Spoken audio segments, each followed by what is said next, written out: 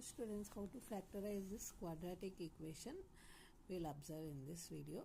So equation is 2x square plus x minus 300 equal to 0. So standard form of quadratic equation is 2ax square plus bx plus c, where a not equal to 0, a, b, c are real numbers.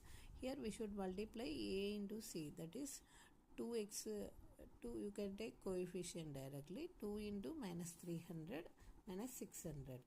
So I factorize like this, minus 6 into 100. 100 is nothing but 25 into 4. So I will be getting 25 minus 24, 600. 25x minus 24x is plus x, that is coefficient of. So this is product, this is sum. So you write 25x minus 24x. Here you took x common. So in this, see, if you divide with the 2 means you will be getting 2x plus whatever, see, 12. Divide with 12 means 12x, 12 you take common, 2x plus 25.